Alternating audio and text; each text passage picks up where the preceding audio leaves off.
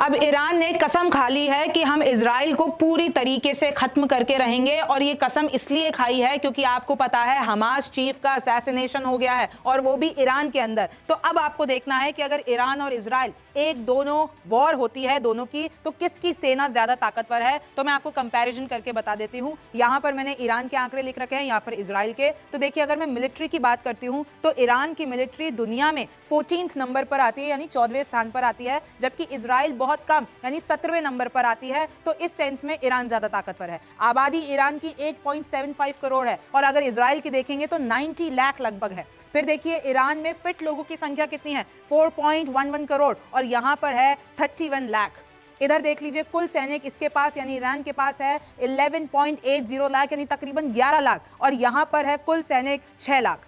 फिर देख लीजिए थल सैनिक यहां पर लगभग 3 लाख हैं, और यहां पर हैं 5 लाख, यानी इस मामले में इजराइल ताकतवर है। अगर आप नौ सैनिक की बात करते हैं तो यहां पर 18,500 है ईरान के पास, और इजराइल के पास है 19,500। यहां पर इजराइल ज्यादा ताकतवर है। ईरान में पैरामिलिट्री तकरीबन 2 लाख, और यहां पर देखेंगे महज 35,000 पैरामिलिट्री, यानी ईरान ज्यादा ताकतवर है इस मामले में। 42,000 वायु सैनिक, और यहां पर 89,000 वायु सैनिक, यहां पर भी इजराइल ज्यादा ताकतवर है। फिर देख लीजिए एक्टिव सैनिक 6 लाख, तो यहां पर एक्टिव सैनिक हैं 1 लाख। यहां पर देखिए रिजर्व सैन्य बल है 3 लाख, और यहां पर इजराइल के पास है 4 लाख।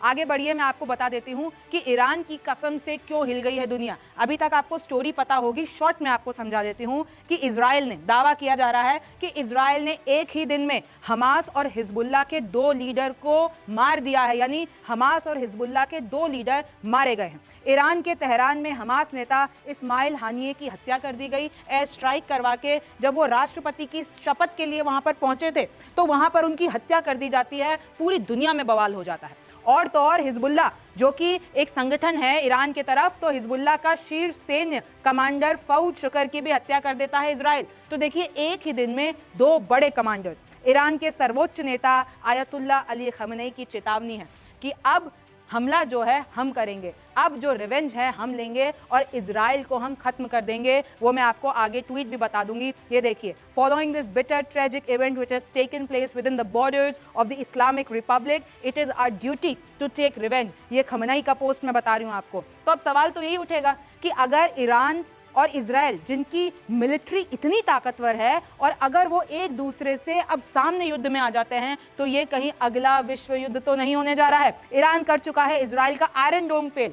और ऐसा क्यों कह रहे हैं? आपको वो हमला याद होगा जो कि गोलान हाइट्स पे एक फुटबॉल पिच पे किया था ईरान ने।